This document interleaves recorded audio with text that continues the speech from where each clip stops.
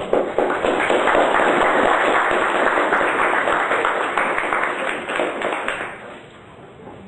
الله الحمد لله والصلاة والسلام على رسول الله وعلى آله وصحبه أجمعين. أشهد أن لا إله إلا الله وحده لا شريك له وأشهد أن محمدا عبده ورسوله ما بعد. والسلام عليكم ورحمة الله وبركاته. وعليكم السلام. I bet you thought this was going to be in English, didn't you?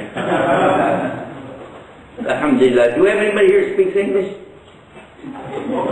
Okay, what I'll do, I'm going to have to do a simultaneous translation because my native language, of course, is, I'm from Texas. So I'll be translating from Texas to English. There we go. I can do that, by the way. Alhamdulillah. The praise is to Allah, and we thank Him for the opportunity to be here. And we always ask for the peace and blessings to be upon all of His prophets, from Adam to Muhammad sallallahu alaihi wasallam, and for all of those who follow the righteous way till the last day. Then usually we make the statement of Shahadu la ilaha illallah, which means I bear witness that there really is only one God to worship, and all worship is for Him exclusively. And we bear witness to the messengership of Muhammad, and as such to the previous messengers before him. And that, of course, is going to lead us right into our topic tonight, which is the messengership of Jesus the Christ, from the Islamic perspective, of course. As we go along, I want you to remember that you came here to get another perspective. So this should be different from what you know. This is the whole idea. So still there will be things, that questions, ideas, concepts that come to your mind that you would like clarification on. So this is why they're going to circulate amongst you and hand out to you some paper, just in case you weren't prepared. We are, hopefully. And also pens if you don't have pens. And then if you don't know how to write, we'll get a secretary for you, and we'll get your questions and your responses as much as we can before the program's over, so that when we end the program, we'll be able to then go into instantly answering the questions you have. In the case that we're not able to handle all of them regarding time, because that happens, we do have a website that you can go to pick up a lot of information there. Actually, a series of websites. And then in addition to that, we have a place that you can ask questions called Ask Islam at AOL.com. The websites are called IslamAlways.com, IslamTomorrow.com, and IslamYesterday.com. Sort of a sense of a time thing happening here. The one missing is called Islam Today, and that was actually our first website, but it now belongs to somebody else, so we have the one surrounding it. The subject of messengership in general, and then we'll come specifically to Jesus Christ, peace be upon him. In Islam, there's actually more than just the word prophet. There are two words. One is Nabi, and the other one's Rasul. And all of the messengers are Nabis. They fall in the category of Anbiya, prophet, as prophets. That this other distinction called a Rasul is one who delivers our soul, a message. So he's called a messenger. In English, it doesn't carry the status, so I have to explain it to you from the standpoint that the meaning of it. It's a very profound statement to say somebody is a messenger. All of them fall in the category of Anbiya, but only certain ones are messengers. And those who come with a book or a writing are considered to be messengers. Therefore, immediately, you know, Moses, of course, had his commandments that came on Mount Sinai, so he has to be a messenger because he has something in written form. Many of you don't know that Abraham actually had written message. It became lost over the years, but there is some apocrypha which refers to that. And in Islam, he is considered one of the messengers for having something written, as does David and Suleiman, because if you'll remember, they had the Psalms attributed to them. In Arabic, they're called the Zabur. Now, somebody's taking care of the sheikh, and I like that. That's a good sign. go out for you guys. So.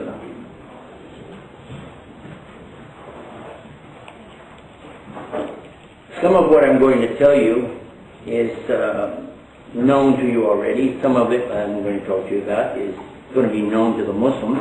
But some of the things I'll talk about tonight, even some of the Muslims won't really be conversant in that. They'll be surprised. They'll learn something, hopefully. Some of what I'm going to share with you will be where we're alike. We have a commonality. Some things you'll do more like a comparison. And some things may seem strange to you. But that's the whole idea, and I hope you enjoy the program. I do a lot of etymology, as a matter of fact. If I were to hang a sign out in front of my office, it would say etymologist at large. Now, how many of you know what that word means? All right, this is my kind of university. Of course, it means I'm a pet doctor. Anyway. It's the study of words. It's to take the word and break it down to see where it came from, so that we get a better understanding from it. The word here, as we broke down, was Arsallah, and one who has a message is a Rasul. And so that is, of course, what we were talking about first. And then we'll come to the next prophet after David and Suleiman, if there is Zabur or Psalms, is going to be Jesus, the Christ, peace and blessing be upon him. And then we'll see what is his status according to Islam. According to Islam, we have information that says that he has a book. He actually has a book, therefore he is a full messenger. He's a prophet and a messenger. This means that he had something that was with him physically. That's a book. It doesn't exist today anymore in its original form, but there's a lot of reference to it. And of course the Christians immediately know it as the gospel. That's what you will call it, probably, is the gospel. Or you may call it by its name, the Injil or the Evangel.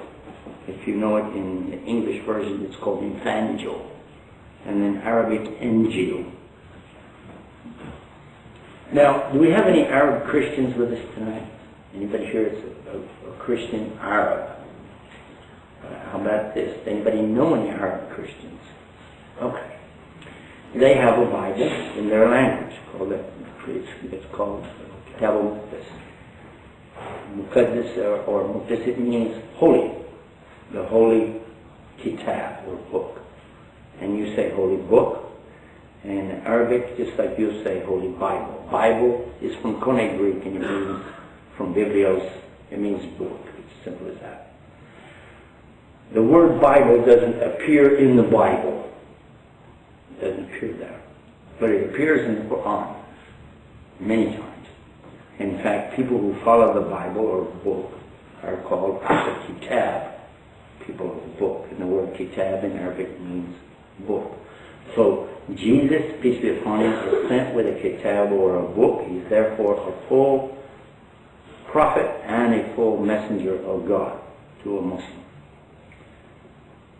What we know about him as Muslims, he fulfills the scripture, the Holy Scripture, since the time of Abraham and Moses and David and Solomon. And this scripture is teaching that there will be one who will come, and he will be of a miracle birth, and he will be a messenger to the people, and he will be in the last days.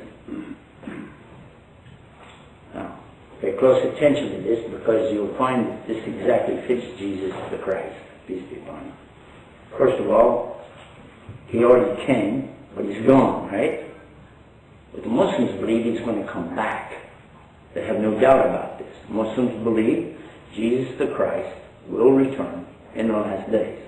Therefore, he fulfills the scripture that he's coming, he's a miracle birth, he preaches a message, and he's also in the last day.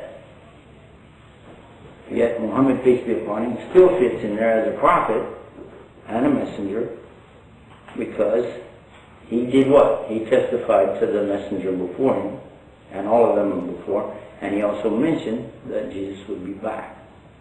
So there's plenty of room here for everybody. Okay, make sense? Everybody with me so far?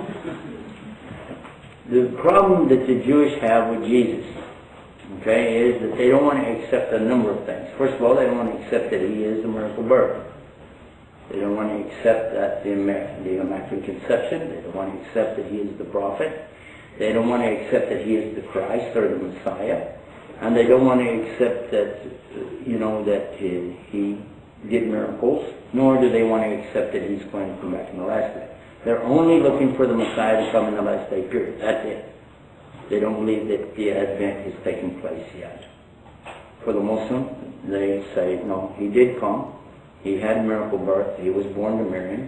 There was no human intervention there. It's Immaculate Conception. Jesus, peace be upon him, is born.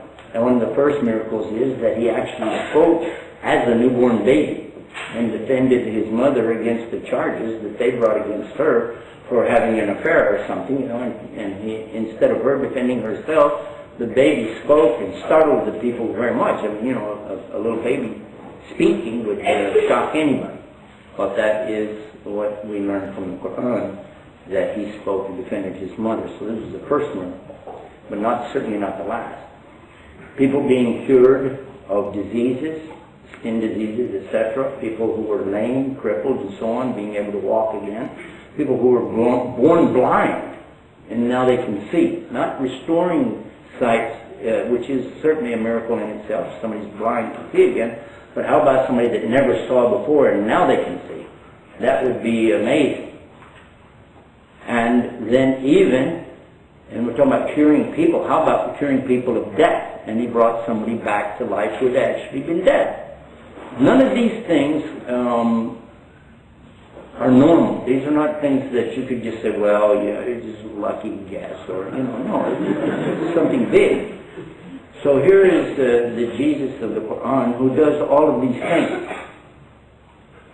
It's interesting that this is mentioned, by the way, in the Bible. And it even talks about prophets before Jesus who did the same thing. Even the bones of Ezekiel were used to bring back the dead. And also that others were cured of blindness and sickness and so on. But the main point here is that Jesus fulfills all of the things that were mentioned in the Old Testament. Where the problem really comes in, as far as the Muslim point of view, that the Jews did not want to accept that Jesus was coming with this message, because in fact he was very, very hard on them. And if you read the New Testament, you find that he took a whip and he drove the money changers out of the temple. And those being whipped considered that that wasn't very nice. And he kind of put them out of business and probably hurt a little bit along the way. So there was a lot of objection to what he was saying. And he called them vipers, that's not nice, from their point of view. A viper, a snake. And also it mentions that he said that if your righteousness didn't exceed theirs, that you couldn't even go to heaven. So the Pharisees, the ones who were charged with the responsibility of the religion for the rabbis, etc. at that time, they were really being put down a lot by Jesus. So you can understand why that they had a real thing to try to discredit him from the beginning. They didn't want anything to do with him, and they tried in every possible way to shut down his message and those who followed him. He had quite a following, at least from what we understand from the Bible, because it says very clearly that in all four Gospels mention this. Now, the four Gospels, Matthew, Mark, Luke, and John, don't necessarily agree on every point. They don't. Some of them don't have this part of the story. Some don't have that part. Some actually contradict how some of the things happen. But this one particular event is clear, and it's on all four.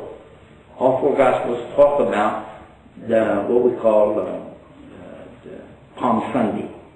Everybody know what I'm talking about, Palm Sunday? When they laid down the palms as he entered, the palm leaves, or the big things that they laid on the street, and then he rode in on the donkey. And they were laying him down, and the saying says, Hosanna, Hosanna, Hosanna, and then he comes in on the donkey. All four of them speak about this subject. So it looks like he was well received on that Sunday. And Passover is coming up on the next Saturday, because that was the Feast of Passover, remember? And at Friday, when the sun goes down, they have to shut down everything, and they can't do anything till the sun goes down on Saturday. So Of course, we know he was put on the cross on Friday, and they had to get him off of the cross on Friday before the sun went down, because otherwise they wouldn't be able to bury him. Or actually, they didn't bury him, they put him in the sepulchre.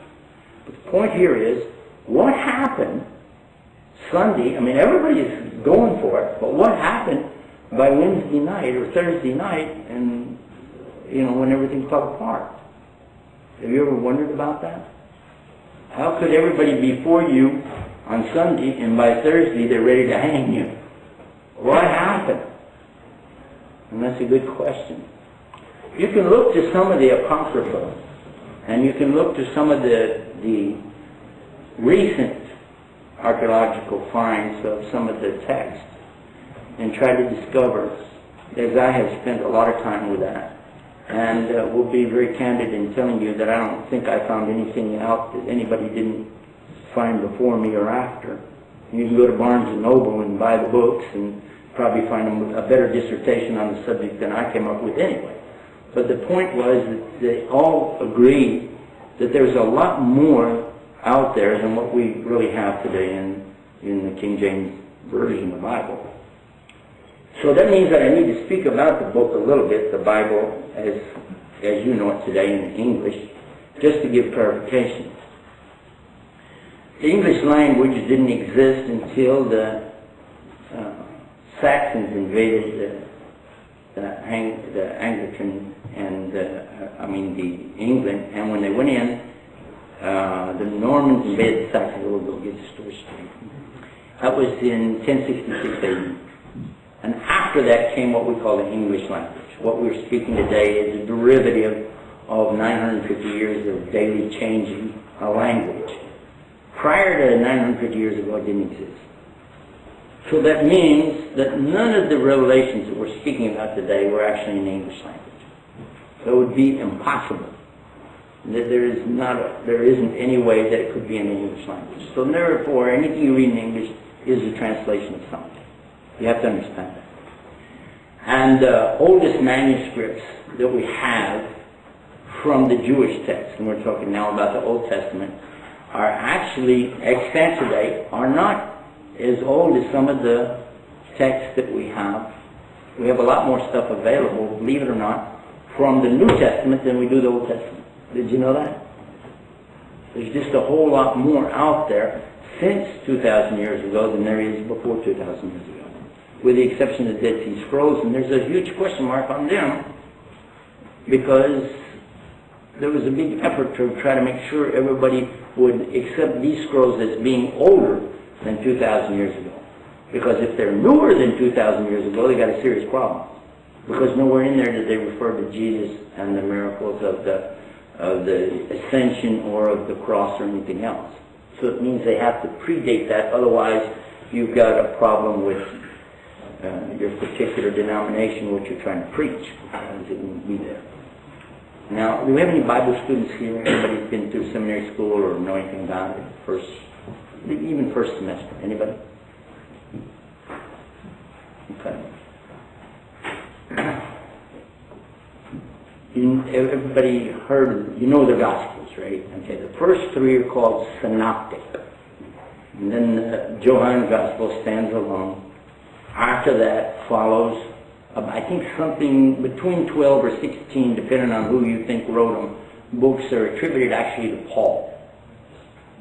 The majority of the New Testament really, I'm talking about books, is going to rest on Paul. So if Paul is not credible, and that's just a statement of hypothetically, then you would be missing over half the New Testament. And if it is credible, then you've got a problem with a lot of the Gospels because they don't match. And I'll give you just one example of that so you can think about it. In what we have of the New Testament, and you can find several online, go to Gateway Bible. They've got a lot of research there that you can do in the different versions of the Bible. If you'd like to read it, is the NIV, the KJV, or the Revised Standard, or I think they have about 6 or 8 more on top of that. Any of these different versions, and look for yourself. you'll find the words are pretty similar to what I'm going to tell you right now. This is Matthew 5:17 through 20, approximately. It says there that Jesus told his followers, "Think not that I came to destroy the law and the prophets. I came not to destroy, but rather to fulfill. And not until all things are accomplished shall a single jot, or a dot, or a tittle, or an iota," now that's going to depend on which translation you have, "of the law be in any wise lessened. Whoever breaks the least commandment and teaches this, he'll be the least in the kingdom. But whoever keeps the commandments and teaches this, he'll be the highest in the kingdom.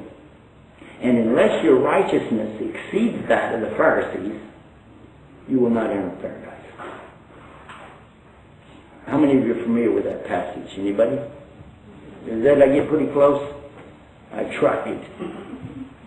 What happened, I read too many different versions of it now, and I'm not sure when I get to this, say this or this or that. The point here is, it seems that the law, because the law here is going to be from the word Torah. Torah or Torat, and it means the Old Testament. It's talking about Old Testament laws, speaking about the laws that come, if you're familiar with the Old Testament, Leviticus and Deuteronomy. That's where you're going to find a lot of the laws that are going to be laid out there. And of course, Exodus is going to talk to you about, in chapter 20, about the Ten Commandments. Those laws are not just 10. There are actually hundreds. Hundreds and hundreds and hundreds and hundreds of laws that are spelled out. So when he says that not even a single one is going to be in any wise lessened or taken away from, then this is something important. When he tells you whoever breaks even one of those and teaches that it's okay to do that this person is the least in the next life, that's pretty serious. Especially now we'll move to my friend Paul and see what happens. He tells that he had a blinding light experience. That blinding light experience is mentioned 3 times in a book called the Acts of the Apostles. When he tells it the first time, he's talking about having an experience that only he is privileged to, that other people don't hear it, they don't see it. And then he's deaf, or actually blind. He's not deaf, he's blind, and he has to be taken into the city at Damascus, it's called in Arabic, and which is in Iraq, by the way. And he has to go there and he has to learn from somebody to get this whole message. But the next time he tells the story, it's a little different. Now all of a sudden people can hear, but they don't see. But in the last time he tells the story, when he's talking to King Agrippa and to Estes, in this case he's trying to convert them, and they even say that something about you almost make us convert to your religion, or some words to this effect. And or would you have us convert, something like that. In any case, at this time though, he says that everybody heard it, everybody saw it, and he even says they all fell down. So there's an inconsistency here, even in his story of his conversion, and the whole thing is very important because it's where he gets his authority for what he's going to tell you. Prior to that, he was doing what? His name was Saul. And who did he work for? Pharisee. He wasn't Pharisee.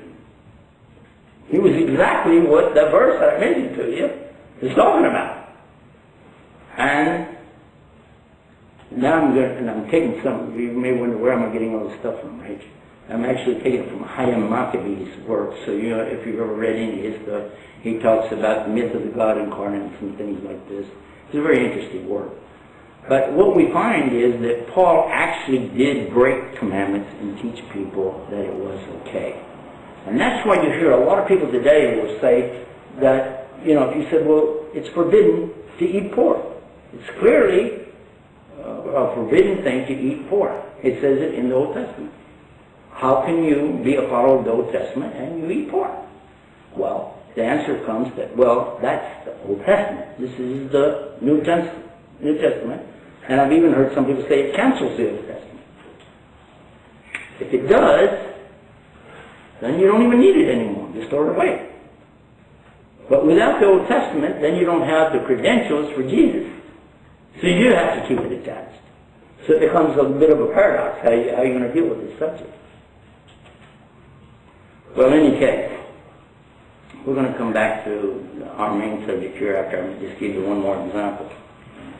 Paul told the people when it came to the subject of circumcision, which is something the Jews have to do when a boy is so many days old. They have a little ceremony they do, and they remove the foreflesh from his private part, and this is something everybody knows the Jews do that. But did you know that the Muslims also do the same thing? They do. And they have the same commandment. What happened to the Christians? Well, it's clear in Paul's writing. He said that circumcision is of the heart. Just the heart. So he got out of it that way. But it doesn't really have a good comparison if you want to approach it just from an outside, say an atheist. We'll look at that. By the way, do we have any atheists with us today? Somebody that really could care less about religion? Atheists? Okay. So you can approach it from a standpoint of, well, I don't have an investment in any of these religions, so let me take a look at what you're talking about. So when we talk about circumcision, it was only for boys, it wasn't for girls. So it was a law for men. So if it became general and it was only of the heart, then how would you deal with does that mean women also have to circumcise their hearts? Or how come they didn't have to do anything about anything before that? So it becomes a little bit of a question here. Well, why does this, what is the effect here? Also, when we take it to another level, when Paul says, regarding all law, now remember, we just quoted a verse that said if you break even one commandment, and it also said that he came not to destroy the law, but to fulfill the law. Yet Paul said, because of the law, I sinned. If it wasn't for the law, I wouldn't sin. Therefore, I'm dead to the law, and the law is dead to me. Anybody ever read that? Am I right or wrong? And I'm not trying to tell you to make a conclusion based on what I said. I'm just saying that those are statements that are there. So from my perspective, and this is just for me to tell you, because maybe you're wondering, how could somebody be a preacher and then all of a sudden they're talking about Islam? Well, from my perspective, I wanted to know, how can I resolve some of these issues that seem to me very contradictory? How could I, on the one hand, have a very clear statement in the very first commandment that comes with Moses, God is one, and you have to worship him with no partners. This is the first statement.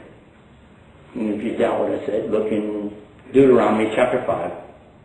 There's the Ten Commandments. Or go to Exodus chapter 20, same Ten Commandments. First commandment is what? I am the Lord your God that brought you out of the land of Egypt, the house of the bondage. You know no God beside me. Beside me there's no other God. Thou shalt not have any other gods beside me. And the New Easy English translation, I don't know what the real name of it is, but it's something like the New Easy English. It says real clear, thou shalt not worship any other gods beside me. You use the word worship, which exactly describes what Islam says, because the statement, La ilaha illallah, deals with the subject of ilah, and that means something to worship. And Allah means the only thing to worship. So it's real clear. The statement Muslims make every day says there is no God to worship besides God. It's just him. He's the only one to do this worship. So there's the first commandment. This is something that comes, well, as we said early on, in the very first 5 books of Moses. And then we find in the New Testament something too. And by the way, there are many quotes. I didn't give you everything. I'm just saying something you can go look up real quick. Here's another one for you, New Testament. And it's in the Gospels. Mark, which by the way is considered by most of the scholars to be the very oldest.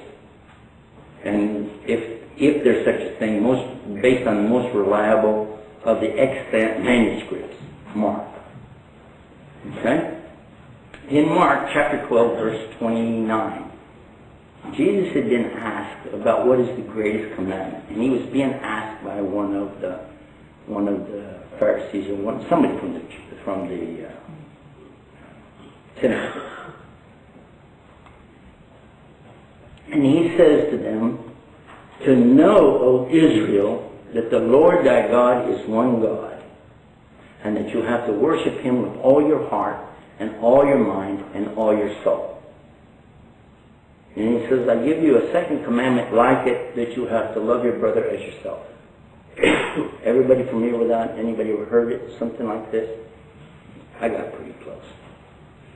Now, this statement again matches exactly the Old Testament, because it's not a new commandment that Jesus gave them about loving their brother, because that's also in the books of Moses. It's the same thing about loving your brother.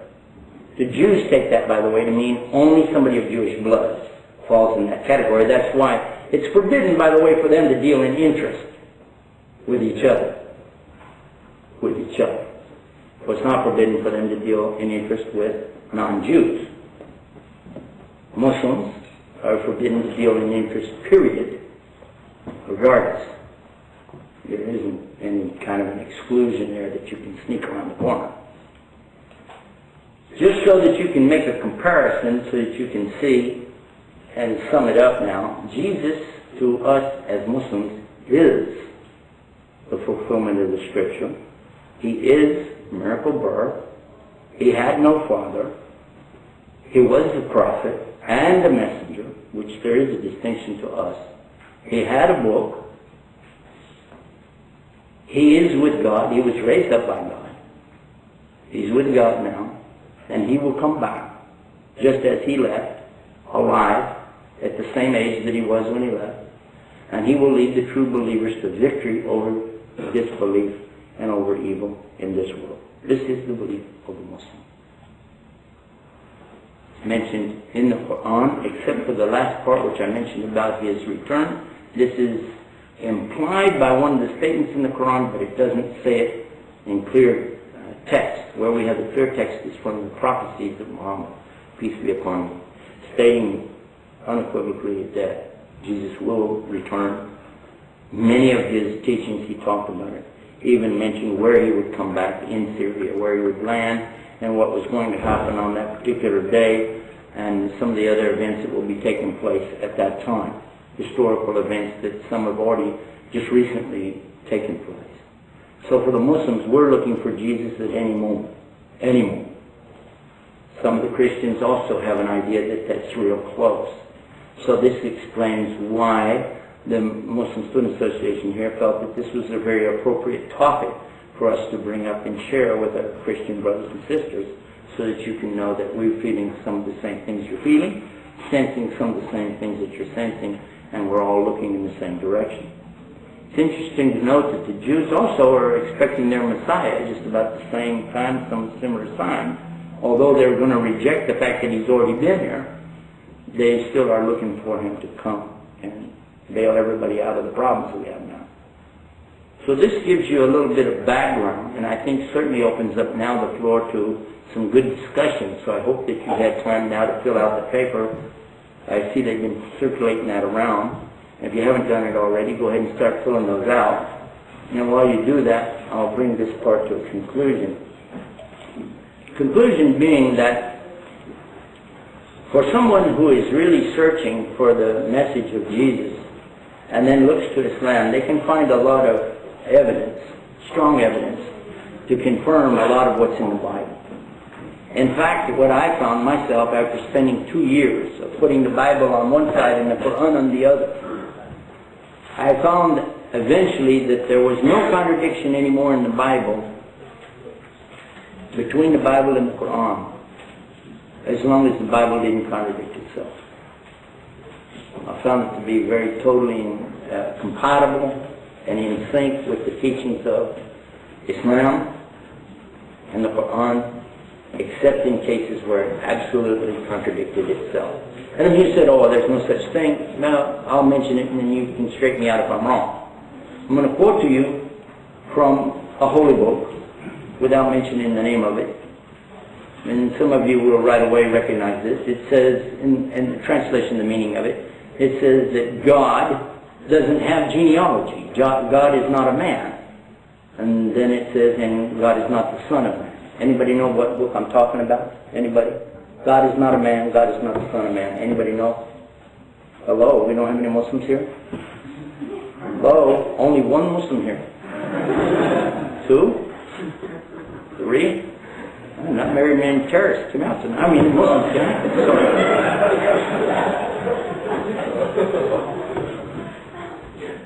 What am I talking about? Anybody know what I was talking about? You think I'm talking about Surah Ikhlas, right? Lam yalid wa lam yulad, right? Wrong. I wasn't. I was quoting that from the Bible. That's in Numbers, chapter 23, verse 19. God is not a man that he should lie. Another translation said that he should sin. Another translation said that he should err. God is not a man that he should sin. And then it says, and God is not the Son of Man that he should repent. And that's what it says. It's a clear statement. Jesus, peace be upon him, said, according to the Bible, that he was the Son of Man. So that would be a contradiction if you're going to say he's also God. He's denied it. So, now there are some people, by the way, that will tell you, it doesn't matter what the book says, I already know because I got it in my heart. Well, you can't argue with that kind of reasoning, because if I already have a conclusion in my heart, I don't need any book at all. I'll use a telephone book. It won't matter, because I'm not going to change my mind. But if somebody is open up to look and, study, then these are things you might want to know about. But now, let's pick on the Muslims for a while. That's enough picking on the Christians. What do you think? Isn't enough? Yeah. Well, the problem with that I found with the Muslims is that many of the Muslims don't really know much about the religion anymore. They used to. There used to be some great scholars. But today there seems to be more of an emphasis on trying to take the religion and twist it to be what you want it to be. And I found that even when I visited other countries and talked with scholars, that they were more interested in trying to squeeze the religion to get the result they wanted, rather than to see what does it say. The best way to do it is you just look generally, then look specific. But when somebody goes specific first and ignore the general, then what's going to happen is you're going to wind up twisting things. Am I right or wrong? Everybody with me? And so, for instance, I'll give you a good example. I mentioned about dealing in interest, or riba as it's called in Arabic. I just remembered I don't have my glasses on me. That was not cool. You need somebody to read them? Pull your chair up over here.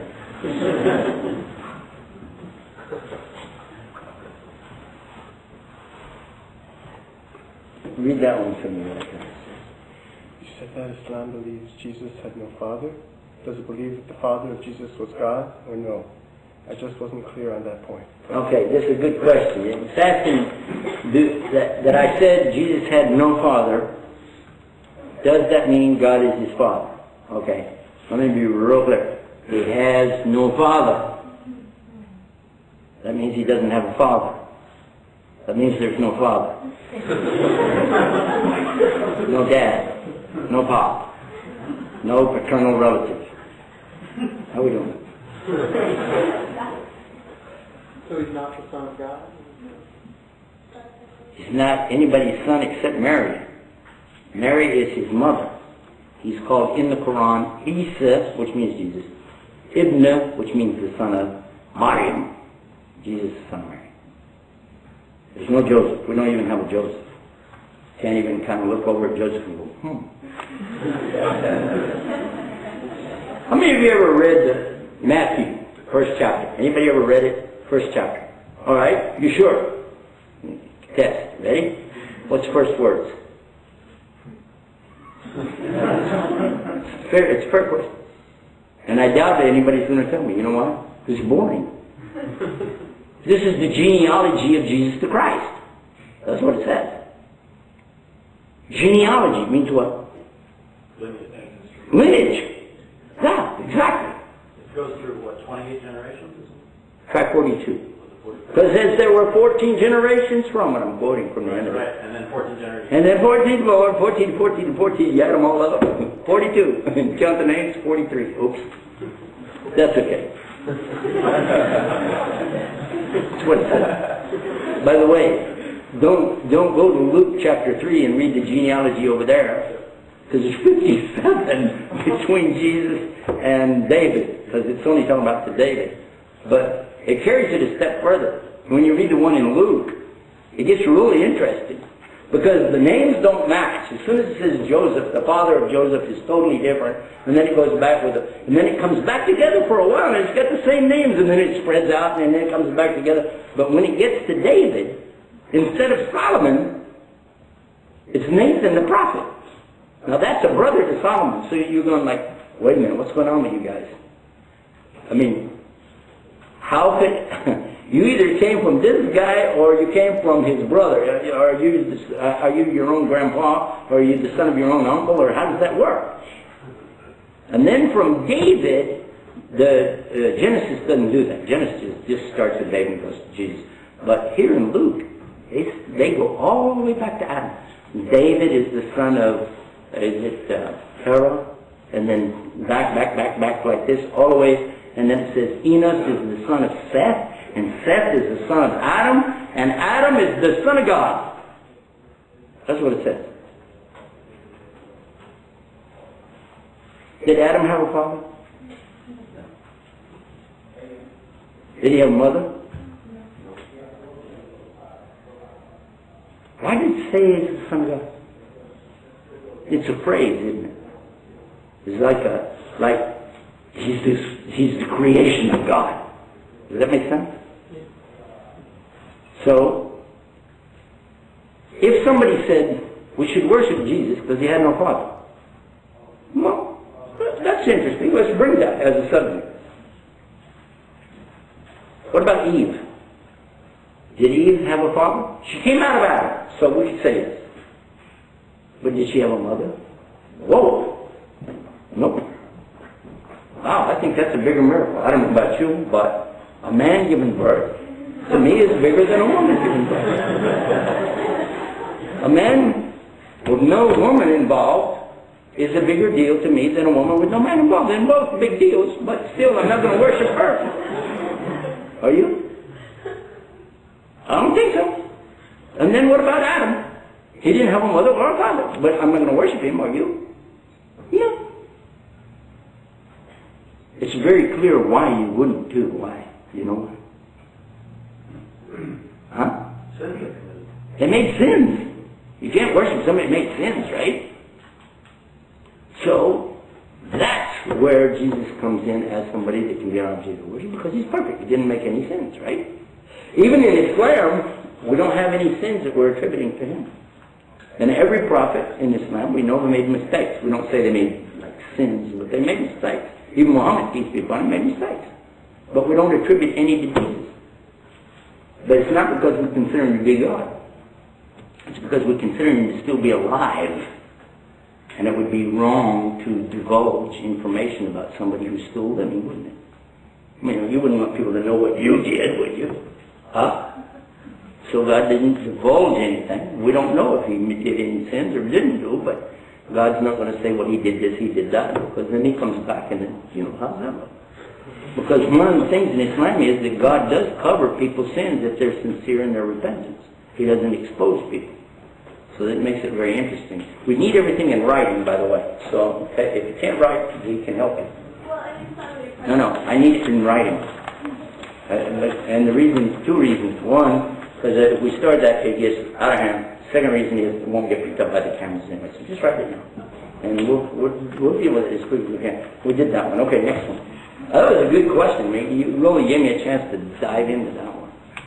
It's an area where I really have maybe the most time that I've spent in that area, because I was writing a book called That Prophet. But then I found some other Muslims who had written better books, so I stopped writing yeah, they did. They did a better job than what I was really doing. Mine was going to be too detailed. I had too much emphasis just on this word son. That's where I put a lot of emphasis on where that word son was used and what it actually meant in different usage throughout the Bible. Go ahead, what do you think? What signs or recent events make people believe that Jesus is coming any day now? I like that one. Did you hear that? He was saying that somebody asked the question, what signs or recent events make us believe that Jesus could be coming any day now, because I did refer to that. The Prophet Muhammad, peace and blessing be upon him, told us a number of things to look for in the last days. And one of them that I was just reviewing, it's the first teaching, which is in the collection of Imam Muslim, and it's the second teaching in the collection of over 5,000, no, wait a minute, hold on, 3,000 hadiths which are mentioned in Sahih Bukhari. So this is right up front. It's like almost the number one thing. And that is talking about when the angel Gabriel came to Muhammad, peace be upon him, and I'll give you the end of the story, it's rather long. And he asked him, he said, the angel is asking Muhammad in front of the people to get the answer out of him, because the angel doesn't need to ask him anything. But he's asking so that people will hear this information. And he asked him, when is going to be the hour? Means when's the last day? And the Prophet, peace be upon him, he said, the one being asked doesn't know any more than the one asking. I don't know and you don't know. But the signs are these. And he mentioned two of the signs in that particular teaching. There are many others, but I'll mention these two. One is that the slave will give birth to her own master. And the other one is that when you see the barefoot, destitute, or poor goat herders of the desert, meaning the Arabs, competing with each other to build magnificent edifices in the desert. Okay, I'll come back to that. I want to go back to the lady giving birth to her own master. And we're not allowed as Muslims to say that this actually means this or that means that. We can say you could look at it and think for yourself what it means, because we're not supposed to try to predict anything, not even what the rain is going to be tomorrow, or snow, or anything else. Because these are things known to God, and you say God knows, but it could be this. But have you noticed, and I have, because at my age, I'm 61 years old this month, alhamdulillah, and I have a good memory of what it was like when I was a child. It was great. This was a great, wonderful country. You have no idea what it was like. We used to leave our keys in the car so that people could move it. That we didn't worry about parking fines. We didn't have that. People could move their car if they need to go where you were. And if they want to clean the street, like today in New York, they'll tow your car. In those days, you could just move your car to the other side and do whatever they need to do. And nobody would steal your car. That would be unthinkable to steal somebody's car. And leave your house open, because while you're away, maybe somebody needed to go inside, maybe it would rain or something. Mother used to make up food and put it on the back windowsill, and people could come by and take it, because there were poor people who didn't have any food. They could just take it. Or they could knock on the door and say we're hungry. And it was common. It was very, very common that you would give food. Or when anybody wants a ride, they could just stick up their thumb and you would stop, give them a ride, take them someplace.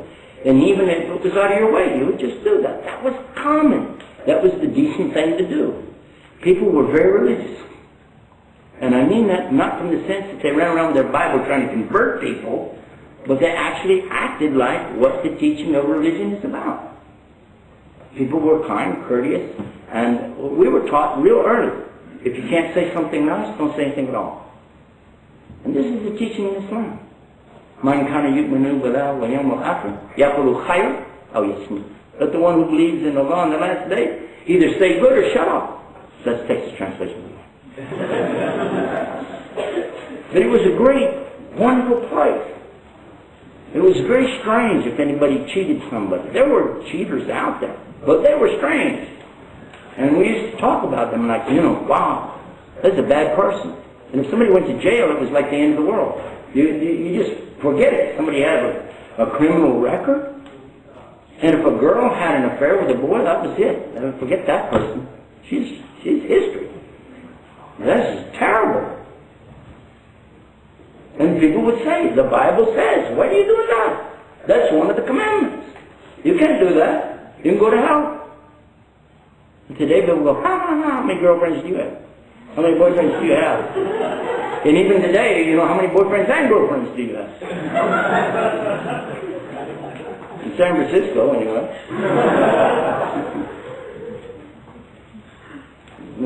You see what's on TV, right? Now I want to come to the point about this slave giving birth to the master. no child that I knew, and I knew some kids, you know, pretty mouthy to each other, but I never saw a child talk back to their parents. Never. Even as I grew older and I saw a child speak back to a teacher one time, the whole room went, oh! And we were waiting for lightning to strike the place because the child spoke back to the teacher. It wasn't long before lightning struck his pants because he got whipped.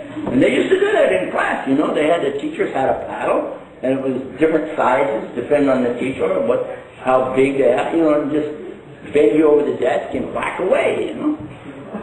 Then all of a sudden they said you can't do that to kids anymore. But the Bible says, spare the rod and spoil the child. The Bible's right. Whenever there's no corporal punishment, when there is no enforcement behind what you say, what are you going to do? Talk the kid to death? And people try to do that. You know? Well, you shouldn't do that. Don't do that. Oh, you don't really want to do that, do you? Please don't break that. Oh, darn.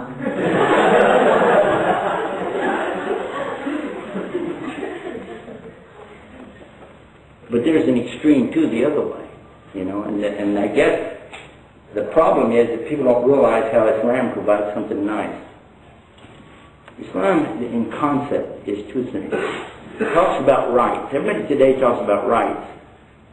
But they forgot about the other side of it, because Islam gives you both rights and limitations.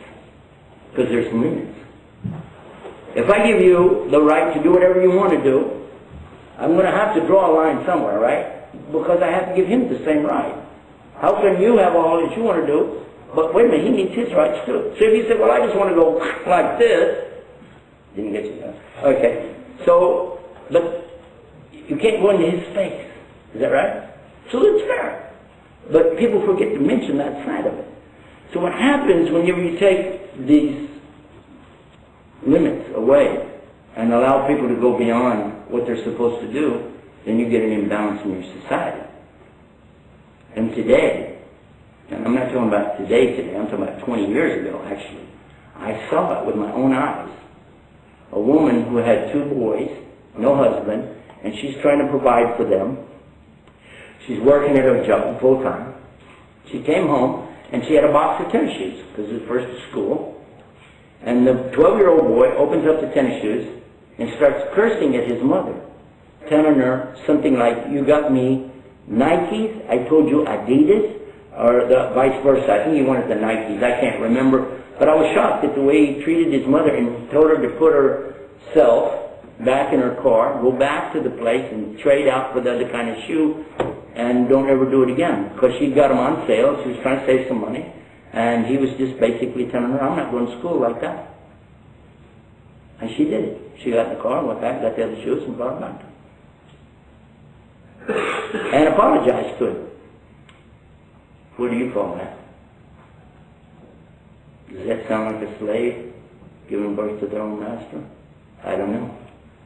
It sure doesn't sound good, does it? Islam teaches that if children do this to their parents, then all of their worship became canceled.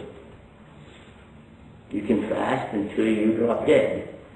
And you can stand and pray till you fall over, but Allah is not going to accept any of it. Because the first and foremost thing after your correct belief is going to be your relationship with other people. And go back and see if that isn't what it said in the Bible. And the second commandment, to love your brother as yourself. In Islam it teaches us that you have to prefer for your brother what you want for yourself. And when it says brother here, it's not talking about a male. It's talking about other human beings. And the first human being in Islam is your mother.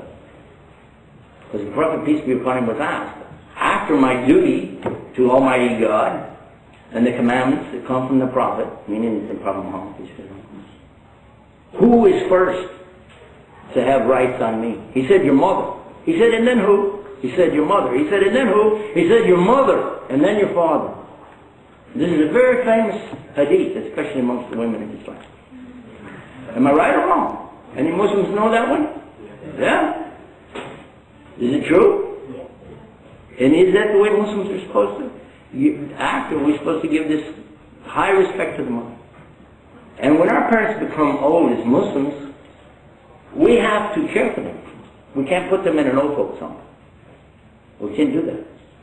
That is not acceptable. Even if they become totally infirm. My own father got Alzheimer's disease to the extent that he couldn't do anything for himself, and he had almost no mind at all.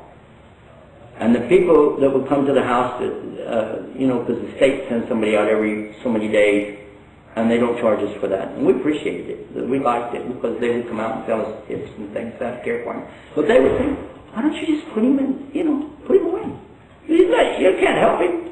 And he's taking up all your time, he's taking up your resources, and, the state will pay for it. Just let it go. We said, we can't. He said, well, he doesn't even know. We said, Allah knows. I know. And somebody here is with him 24/7 that loves him and cares about him. We're going to make sure that he breathes, that he turns over, that he eats or goes to the bathroom and that he eats clean.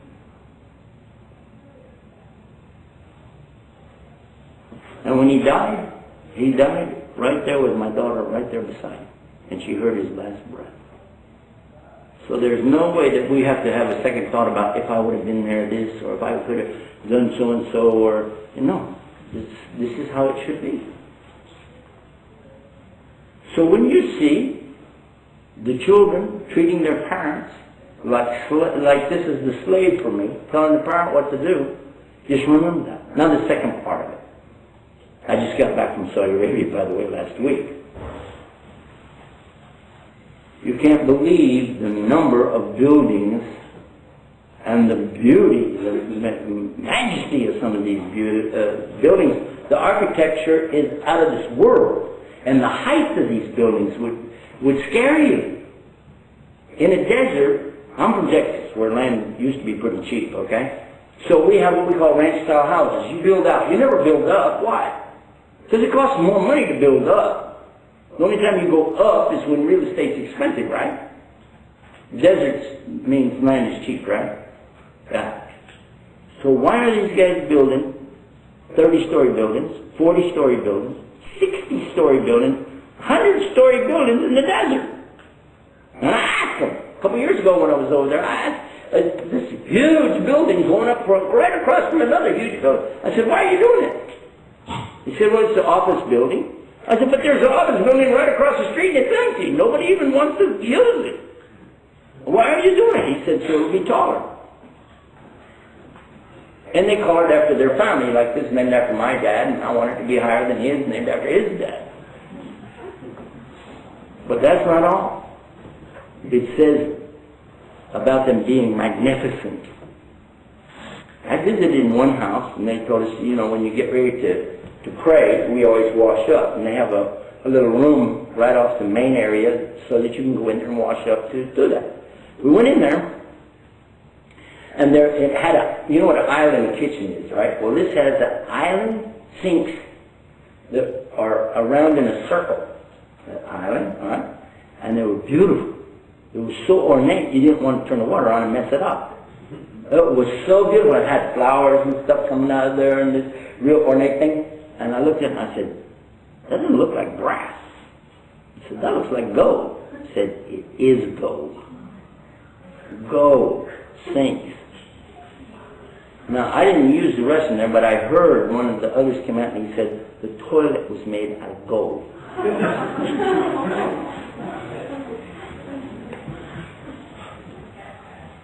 I don't need to say anything there. The joke's already there, right? That joke's there. Hello. To me, that's a sign. That's a sign of some horrible waste, tremendous waste, to consider that anybody would do something like that. And that's exactly what was predicted 1,400 years ago. And keep in mind, up until 60 years ago, those people were barefoot goat herders. And I'm not exaggerating. We have a brother with us from Egypt. He will tell you that when he was a little boy, he can remember his grandfather talking about they used to send all their charity over to Saudi Arabia because if they didn't, they would have starved to death. Am I right or wrong? How many years did Egypt support Saudi Arabia? 1,000 years, something like that? Well, I attended at least 15, 20 for every year at the time of Hajj. the covering for the Kaaba. Yeah, the kiswa for the Kaaba was always provided by Egypt. They couldn't even, there's a black cover over the Kaaba in the desert, right? There's a black cover over it. That was provided. They couldn't even come up with enough money to buy a cover for it. It came from Egypt. And now they have a gold door for it, by the way.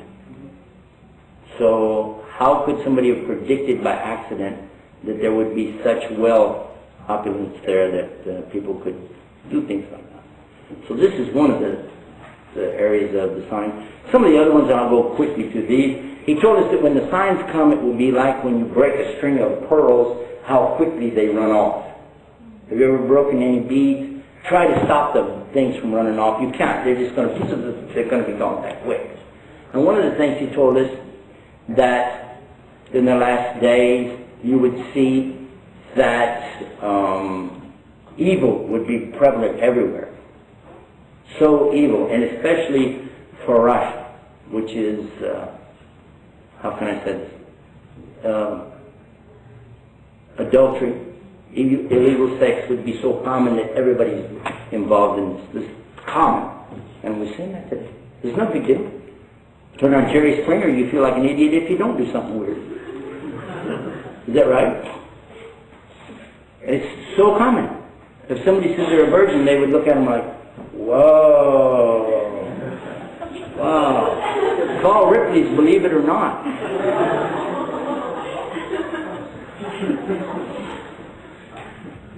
Am I right or wrong? So if you understood what I just said, this was predicted at a time when that's not something considered acceptable. It was predicted and it's happened. Another, I'll go to some of the, I'm going to tell you that it's on our website, so you can just go there and get a lot of it. Just hit you with these two that struck me. This is part of a very big hadith or teaching that he had, so I just pull this part of it out. He said in the last days, the people's extremity, oh no, wait a minute. Yeah, we would be trying to communicating with the animals of the sea. How about that? Anybody seen what we're trying to do with dolphins and whales right now? Nobody would have guessed that even 50 years ago. But there it is. And we are communicating with the animals of the sea. And by the way, they're animals. Those are not fish.